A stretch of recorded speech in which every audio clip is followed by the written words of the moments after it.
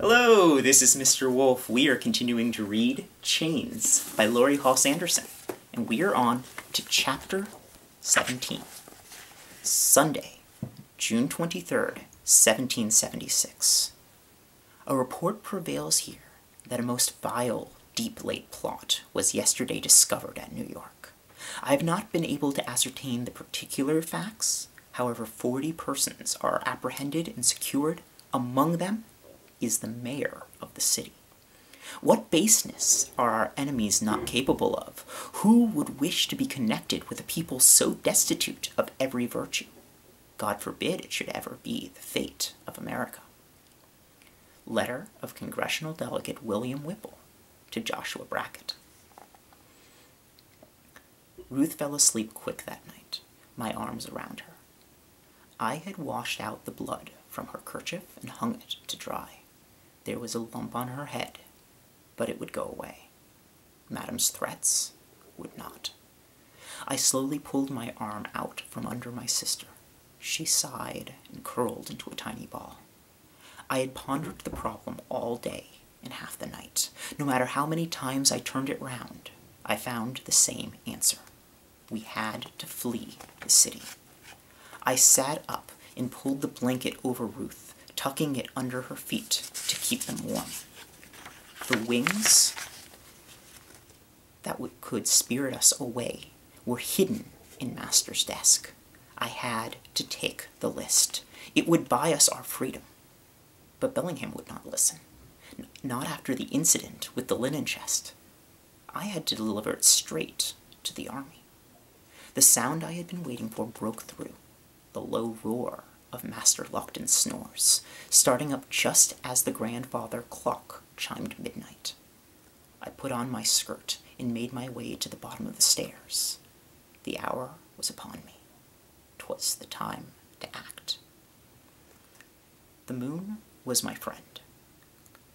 It lit the library enough for me to make my way without stumbling into anything.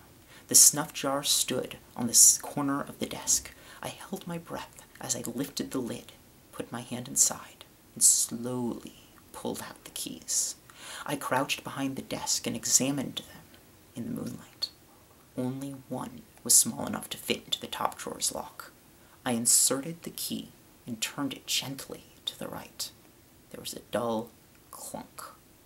The drawer slid open a hair. I forced myself to remain still and count to 20. Lockton's snores continued above, regular as waves crashing against the side of a ship. I pulled open the drawer and peered inside. It was crowded with abandoned quills, a rusty tinderbox, and a few coins and pound notes, which I was sore tempted to take. I felt through the drawer with careful fingers. What had he done with the list? Was it in his coat pocket? I reached into the back of the drawer and pulled out a black hair ribbon. Had he given it to Gold Buttons for safekeeping? There! From the furthest reach of the drawer, I pulled out a single sheet, folded twice. I held it up to the light and quickly read. It was a list of names, with the mayor's at the bottom. He had titled it, Committee to Preserve the King's Peace.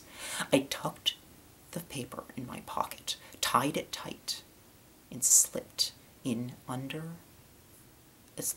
the waistband of my skirt, where it could not be seen. I closed and relocked the drawer, then carefully returned the keys to their hiding place. I tiptoed back through the house and slipped outside, quiet as a ghost. The air was hot and dripping, as if the city were wrapped in a wool blanket just pulled from a boiling pot. I made my way along the streets seen only by cats, rats, and a slave hurrying by with a bundle on her head. Since she carried a lantern, and no doubt had a pass from her master, she was allowed to be out walking after dark. I was not. The woman said nothing as she passed by, but started singing the second verse of Yankee Doodle in a strong voice, which I thought curious indeed. I listened close to the words. father and I went down to camp along with Captain Gooding, and there we saw the men and boys as thick as hasty pudding. She was sending me a message. I dove behind a log barricade just as two soldiers turned the corner, talking intently to each other and sweeping the street with their eyes. I said a quick prayer of thanks to the singing woman for her help. When the echoes of soldiers' boots had vanished, I moved on, staying away from the lights of the sentry fires, passing under the dark shadows of King George's statue in the Bowling Green, and hurrying to my destination.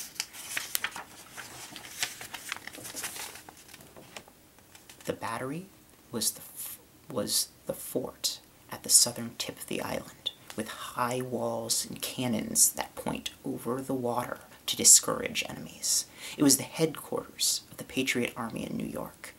Even if General Washington was elsewhere, here I could find an officer who would understand the value of this list. I marched past the rows of tents set up on the grounds outside the fort, trying very hard to ignore the men and boys who stared as I walked by. As I neared the gate, a sentry stepped out and blocked my way. "Do you have a pass, girl?" I swallowed hard and tried to remember the name of the colonel who worked with Master Bellingham.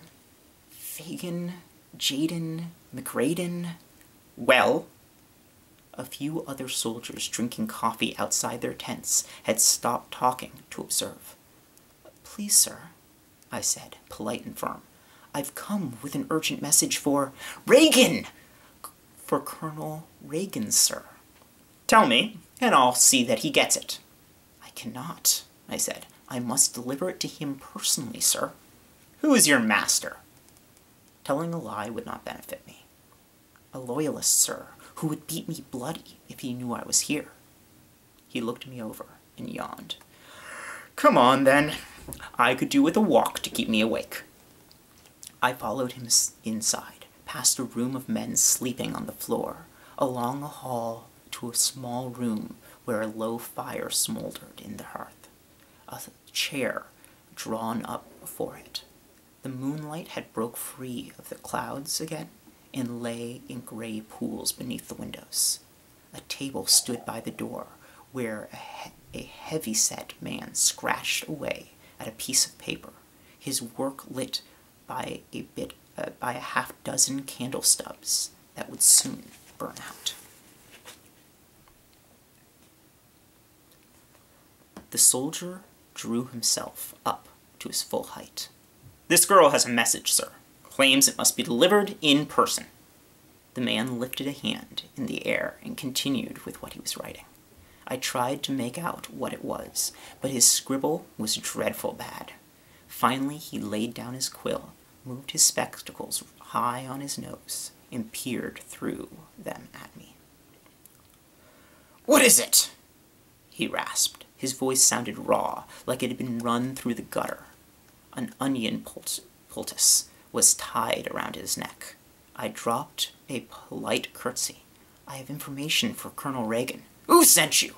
Who is your master?" "I cannot say." "Then who will vouch for you?"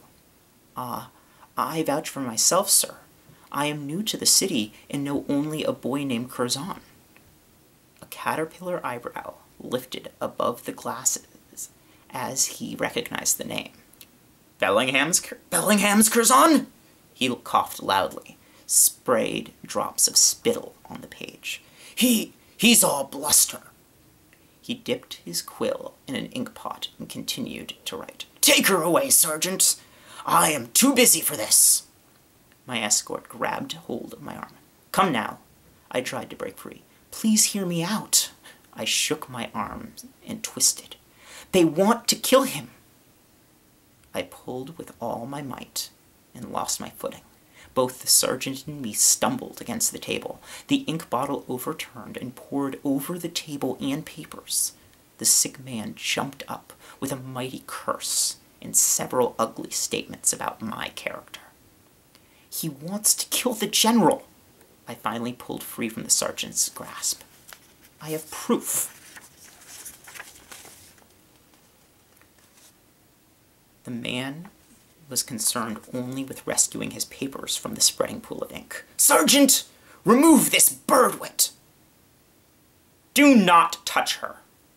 A commanding voice came from the center of the room. The sergeant stood at attention. The man with inky hands did too, swallowing hard and wincing at the pain in his throat.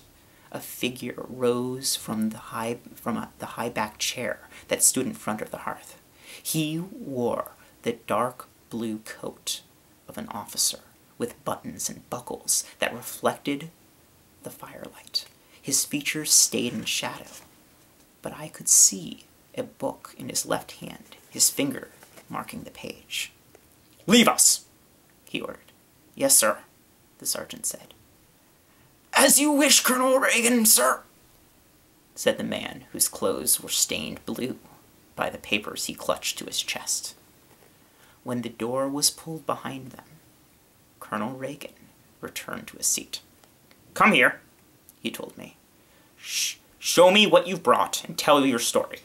But keep your voice low. The walls have ears." "Yes, sir."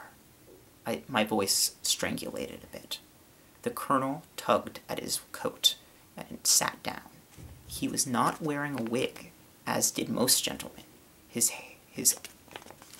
own hair was dark, pulled back in a neat queue and tied with a string. His eyes were sunk deep into his face, with dark hollows underneath them. "Well?" He sat the book on his lap, fingers still marking the place he left off reading. I weighed my words before I spoke. "I'm in a position to trade with you, sir." "What kind of trade?" "My sister and I were wrongfully taken from Rhode Island, and I mean to get us back there." "You want passage home in exchange for what you know?" "Yes," I said, lifting my chin a little, sir. "Sir?" He nodded gravely. "If your information is as useful as you think it is, I shall personally see into your case, miss." That was far from a berth on a swift ship, but I had little choice. "They planned to kill General Washington." He closed the book, set it on the floor, and leaned forward, his elbows on his knees. "Tell me." I handed him the list and quickly told him everything I knew. He interrupted a few times with questions and had me repeat the mayor's words. Then he bade me to wait by the dying fire as he left the room, and soon reappeared with 4 other men, all clearly dragged from their beds. I was fighting to stay awake myself, but I repeated the story to the larger assembly. A quarrel began instantly, the arguments flying across the room. "How do we know Lockton didn't send her with false story?" "It's just a list of names. Anyone could have written it. I know the mayor's handwriting, and those are dyed-in-the-wool loyalists, every one." "I don't believe they've turned a lifeguard. Those men are the finest we have. This is nonsense, and I'm going back to bed." "Her story confirms what we've heard from other sources." This from Colonel Reagan. He explained that several spies had brought him the same rumor earlier in the day. He walked to the hearth and looked at the glowing embers. "All that remains is to decide what to do with the information. Who has the list?" A man wearing his uniform coat over his nightshirt waved the paper in the air. "Return it to the girl." "Why on earth would we do that? I want her to plant it back where she found it. 'Tis best they believe their plan is still secret. This improves our chances of rounding them up." The man handed the list back to me. I thought for a moment about tossing it in the fire, for it suddenly seemed frightfully dangerous, but I folded it back in my pocket. Do you think you will be able to return it to the desk?" Colonel Reagan asked me. "Yes, sir," I said. "If you hear anything else, anything at all, you come and find me." Do you understand? Yes, sir. I hesitated. And you'll soon help me and my sister get home? His eyes darted to his companions, then back to me. I shall do what is in my power, he promised. Thank you, sir. She'll need the code to get into the camp, said the man in the nightshirt. The new regulations go out at dawn. Agreed. Colonel Reagan bent down so that his face was level with mine. Do not tell another soul on your death. Do you swear? I swear, I whispered. The code, it is Ad Astra. Repeat it, please. Ad Astra? I'd never heard such a word, but then again, I'd never spoken in a code. 2 words. Ad Astra. It's Latin. It means to the stars. Will you be able to remember it? I never forget a thing, sir. That is the end of the chapter. Thank you so much for joining us, and I will see you again soon.